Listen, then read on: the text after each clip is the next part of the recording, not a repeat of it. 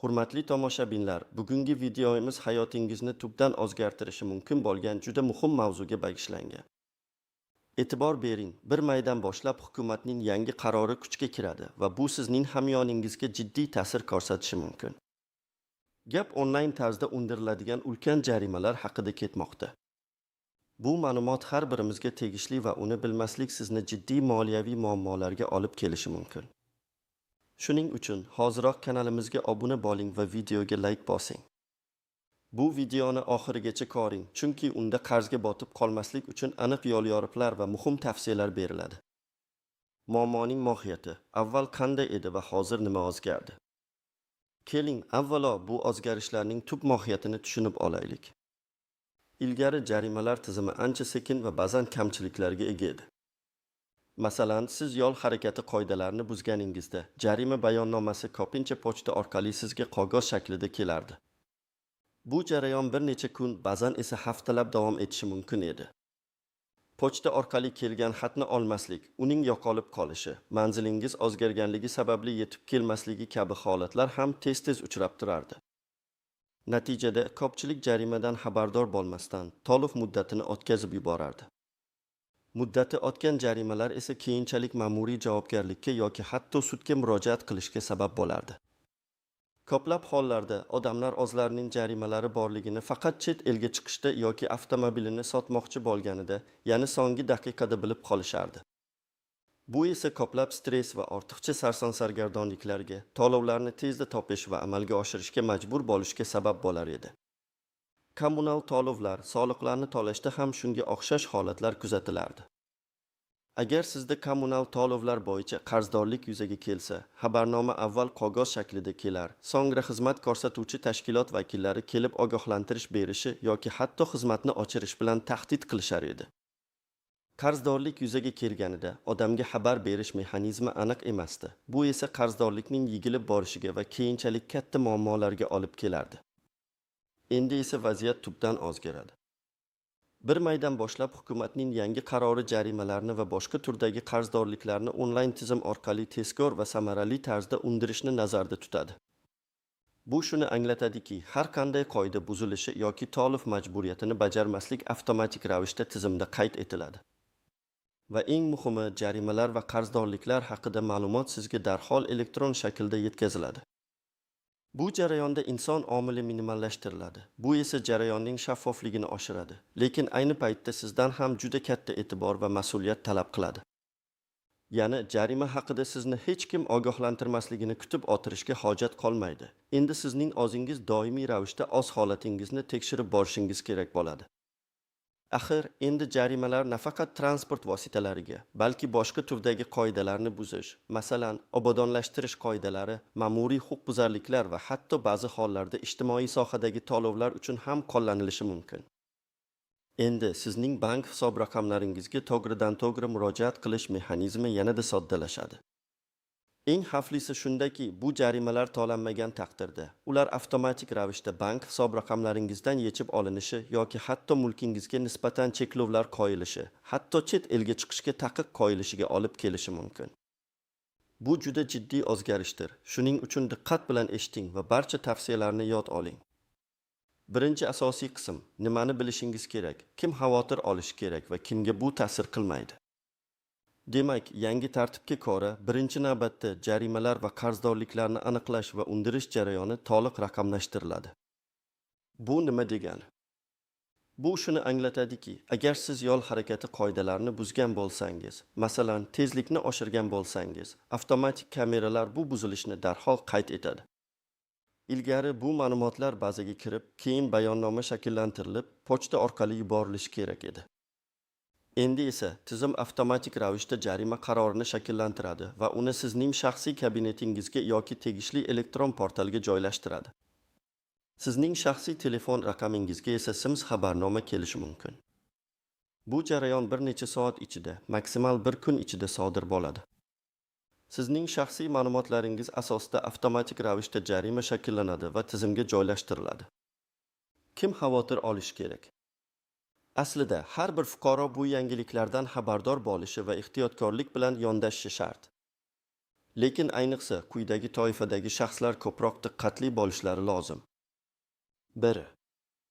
Avtotransport egalari va haydovchilar. Bu eng katta xavf guruhidir. Chunki yo'l harakati qoidalarini buzish holatlari eng ko'p uchraydi va avtomatlashtirilgan tizimlar orqali qayd etiladi.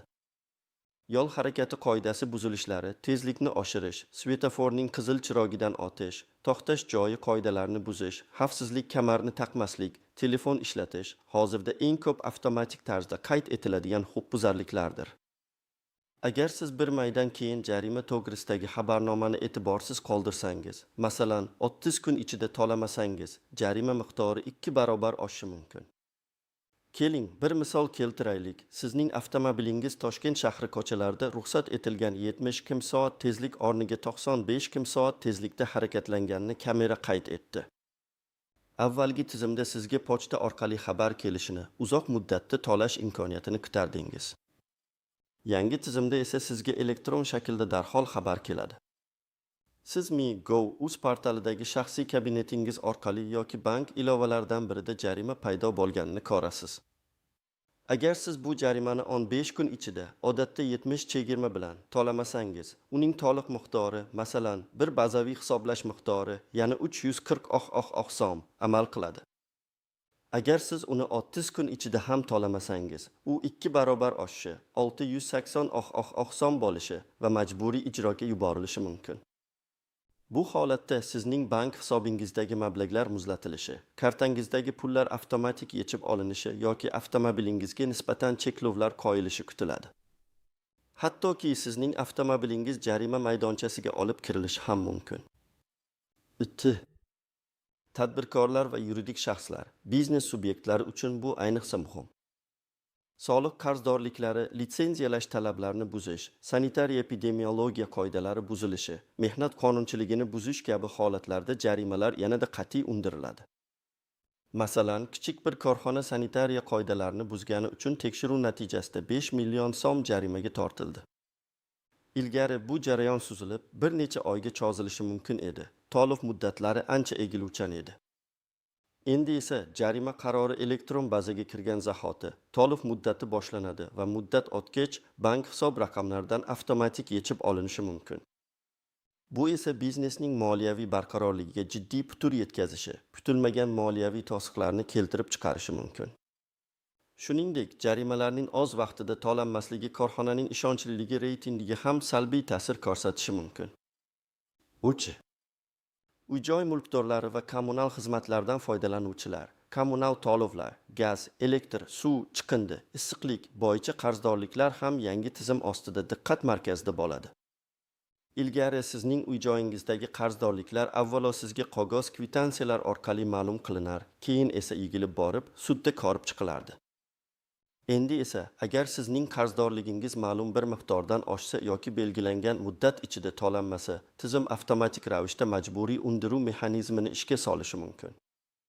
Bu sizning to'lov tizimingizga ulanishi mumkin bo'lgan elektron tizimlar orqali amalga oshiriladi. Tasavvur qiling, siz 2 oy davomida gaz uchun 500 ming so'm to'lamadingiz. Ilgari sizga bir necha bor ogohlantirish kelishi, xizmat ko'rsatuvchi tashkilot vakillari sizga kelib tushuntirish berishi mumkin edi. Endi esa belgilangan muddat tugashi bilan sizning bank kartangizdan avtomatik ravishda bu summa yechib olinishi yoki sizga nisbatan boshqa turdagi majburiy ijro choralari qo'llanilishi mumkin. Masalan, yuridik shaxslar uchun bank hisoblari bloklanishi yoki jismoniy shaxslarning mulkiga nisbatan cheklovlar qo'yilishi kabi. 4. Boshqa ma'muriy huquqbuzarliklar, jamoat joylarida tartib buzish, mayda bezorilik, atrof muhitni ifloslantirish, axlat tashlash qoidalarini buzish, noqonuniy savdo kabi huquqbuzarliklar uchun ham jarimalar mavjud. Ularni ham endi tezkorlik bilan va avtomatik ravishda undirish tizimi joriy etiladi. Masalan, siz jamoat joyida sigaret chekkaningiz uchun patrullar tomonidan jarimaga tortildingiz. Avvalgi tizimda sizga qog'oz bayonnoma berilar. Siz uni to'lash uchun bankka borishingiz yoki elektron to'lov tizimlari orqali to'lashingiz kerak bo'lardi. Endi esa bu ma'lumot tezda bazaga kiritiladi va agar siz uni belgilangan muddatda to'lamasangiz, oqibatlari og'ir bo'lishi mumkin. Jarima miqdori ortib boradi va majburiy undiruvga beriladi. Kimga ta'sir qilmaydi yoki kamroq ta'sir qiladi? Aslini olganda, bu tizimdan butunlay chetda qoladigan hech kim yo'q. Yangi tizim shaffoflik va javobgarlikni oshirishga qaratilgan. Ammo agar siz barcha qonunlarga qat'iy rioya qilsangiz, ya'ni qoidalarni buzmaysiz, oz majburiyatlaringizni oz vaqtida bajarsangiz, soliqlar, kommunal to'lovlar, shartnomaviy to'lovlar va hokazo. Elektron tizimlardan foydalanishni bilsangiz va doimiy ravishda o'zingizda jarimalar yoki qarzdorliklar borligini tekshirib tursangiz, sizga bu o'zgarishlar faqat foydali bo'ladi. Chunki endi barcha jarayonlar shaffof va tezkor bo'ladi. Sizga faqat e'tiborli bo'lish va o'zingizni nazorat qilib borish talab etiladi. Barcha to'lovlarni o'z vaqtida amalga oshiradigan mas'uliyatli fuqarolar va tadbirkorlar uchun bu tizim hatto qulaylik tug'dirishi mumkin. Chunki qog'ozbozlik kamayadi va jarayonlar soddalashadi. Ikkinchi asosiy qism qoidalardan istisnolar, qaltis jihatlar va sezilmas nozikliklar. Har qanday yangi tizimda bo'lgani kabi, bu yangi tartibda ham o'ziga xos istisnolar, qaltis jihatlar va ko'zdan kechirilishi lozim bo'lgan nozikliklar mavjud. Ularni bilish sizni ko'plab muammolardan qutqarishi mumkin. 1. Xatolar va e'tiroz bildirish huquqi. Raqamli tizim qanchalik mukammal bo'lmasin, inson omili tufayli yoki texnik nosozliklar sababli xatolar yuzaga kelishi mumkin. Masalan, sizning avtomobilingiz boshqa bir avtomobilning raqami bilan chalkashib ketishi yoki siz yo'q joyda jarimaga tortilishingiz mumkin.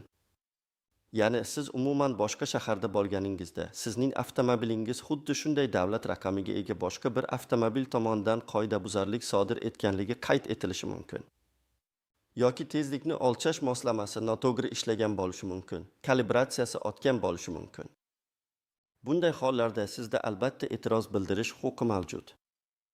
Muhimi, buni qanday va qaysi muddatlarda qilishni bilishdir.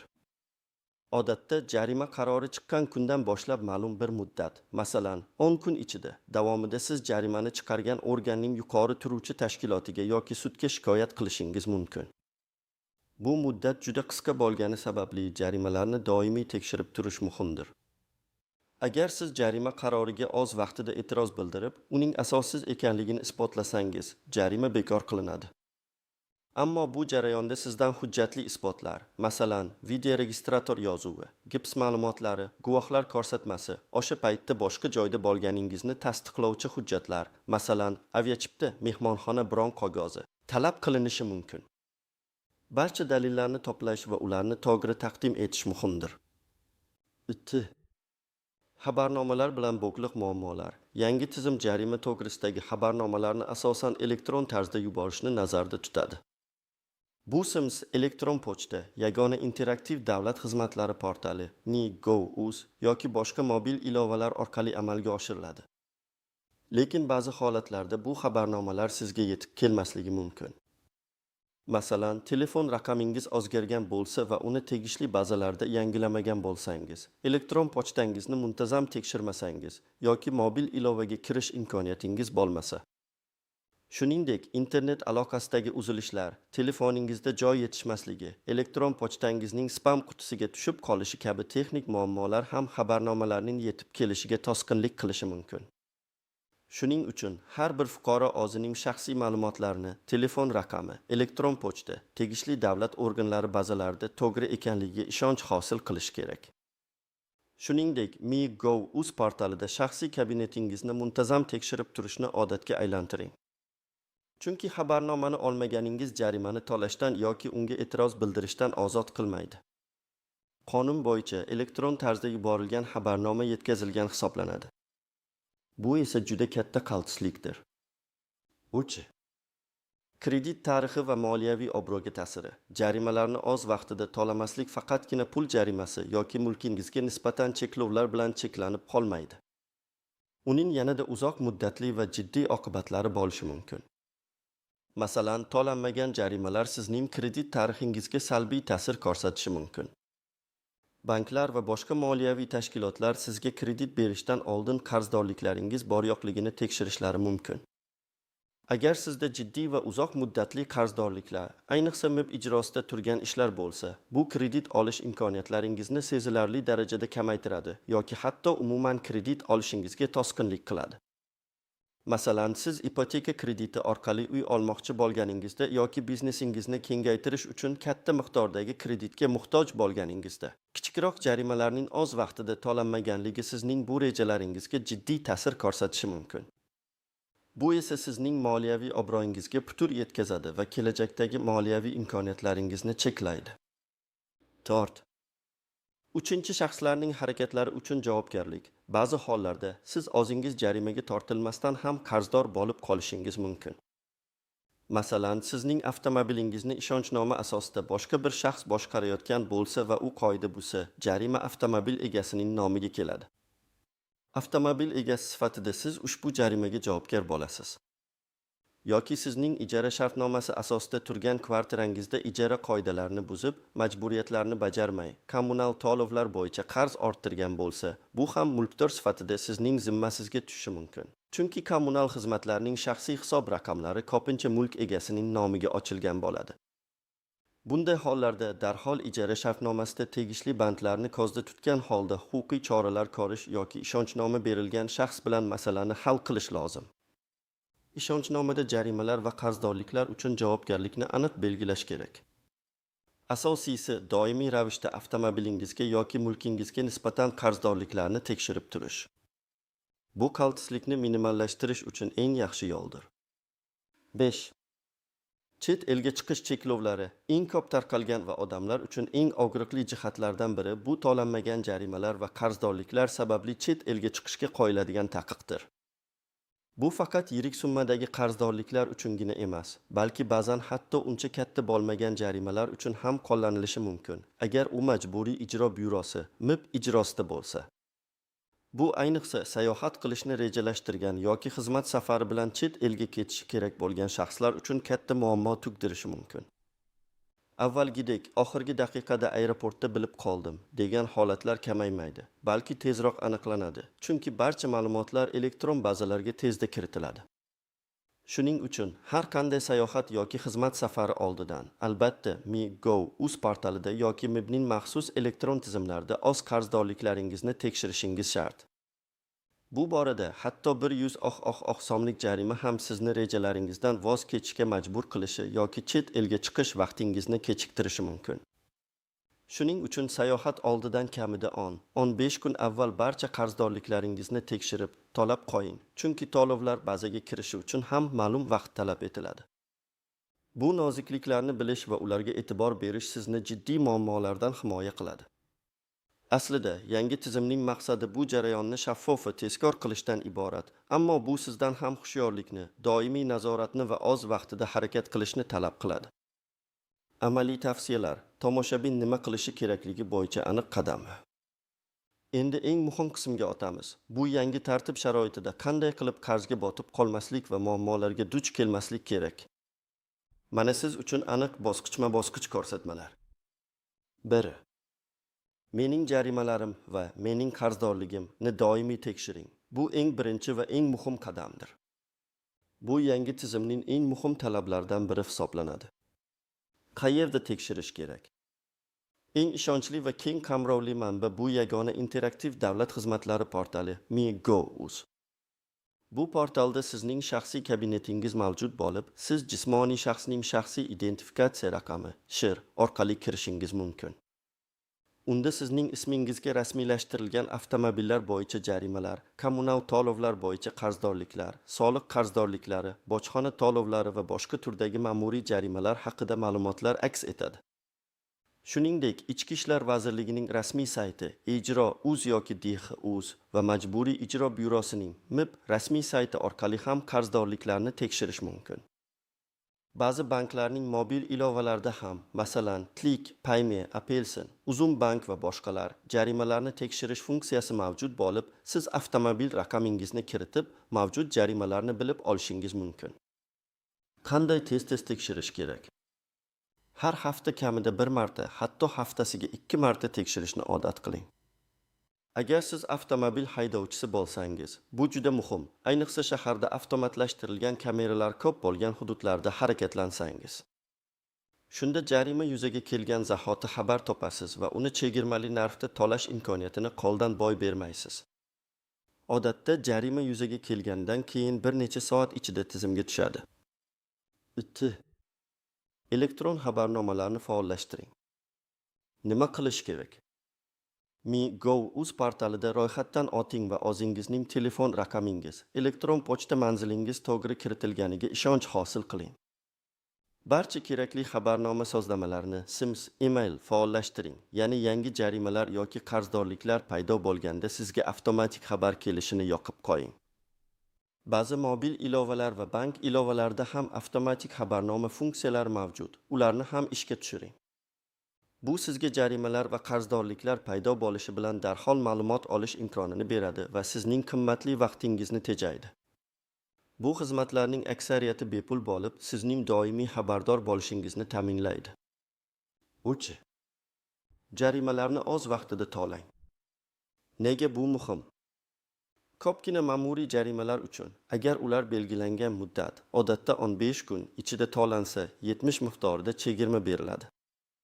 Bu sizning pulingizni tejashning eng yaxshi yo'li. Muddati o'tganidan keyin jarima to'liq miqdorda undiriladi, keyin esa 2 barobar oshishi mumkin. Eng yomoni jarima undirilishi uchun majburiy ijroga yuborilib, bank hisobingizdan avtomatik yechib olinishi, mol-mulkingizga nisbatan taqiq qo'yilishi yoki chet elga chiqishingiz cheklanishi mumkin. Ya'ni bir marta kichik jarimani to'lamaslik keyinchalik sizga juda qimmatga tushishi mumkin. Qayerda to'lash kerak? Jarimalarni Mi.gov.uz portali orqali banklarning mobil ilovalari Click, Payme, Aperson, Oson, Uzum bank va boshqalar, paynet shoxobchalari yoki bank kassalari orqali to'lashingiz mumkin. Barcha usullar qulay va sizga eng mosini tanlashingiz mumkin. Asosiysi, to'lovni amalga oshirishda jarima raqamini yoki qaror raqamini aniq kiritishni unutmang. 4. Noto'g'ri jarimalarga e'tiroz bildirish. Qachon e'tiroz bildirish kerak? Agar siz jarimani asossiz deb hisoblasangiz, jarima qarori olingan kundan boshlab 10 kun ichida unga e'tiroz bildirishingiz shart. Bu muddat juda muhim va uni o'tkazib yubormaslik kerak, chunki muddat o'tgandan keyin shikoyat qilish imkoniyatingiz cheklanadi. Qanday harakat qilish kerak? Birinchidan, jarima chiqarilgan organning yuqori turuvchi tashkilotiga yozma ravishda murojaat qiling. Masalan, YX jarimasiga e'tiroz bildirish uchun IVga murojaat qilish mumkin. Soliq jarimalariga nisbatan esa Davlat soliq qo'mitasiga shikoyat qilish kerak. Ikkinchidan, murojaatingizda vaziyatni batafsil bayon eting va sizning haqligingizni isbotlovchi barcha dalillarni, video yozuvlar, fotosuratlar, guvohlar ko'rsatmasi, gips ma'lumotlari, o'sha paytda boshqa joyda bo'lganingizni tasdiqlovchi hujjatlar, masalan, aviachiptalar, mehmonxona bronlari, ish joyidan ma'lumotnomalar ilova qiling. Dalillarsiz e'tiroz bildirish samarali bo'lmaydi.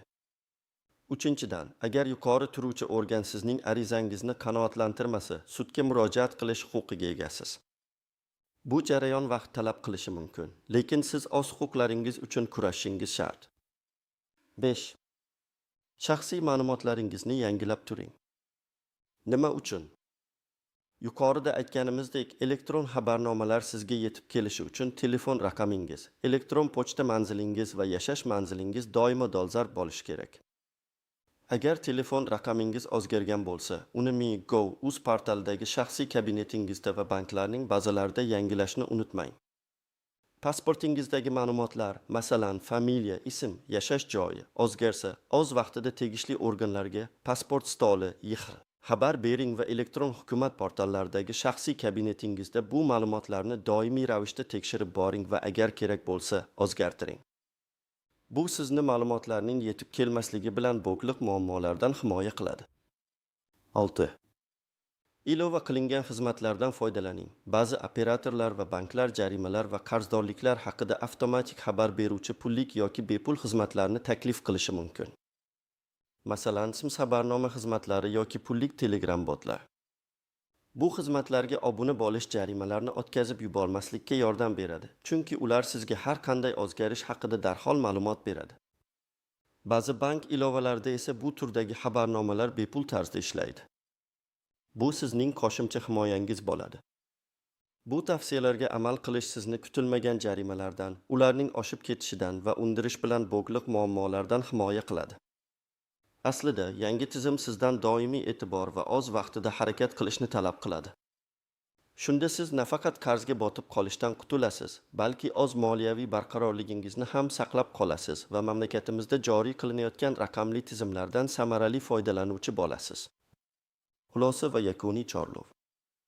Hurmatli tomoshabinlar, bugun biz bir maydan kuchga kiradigan yangi hukumat qarori va onlayn undiriladigan ulkan jarimalar haqida batafsil gaplashdik.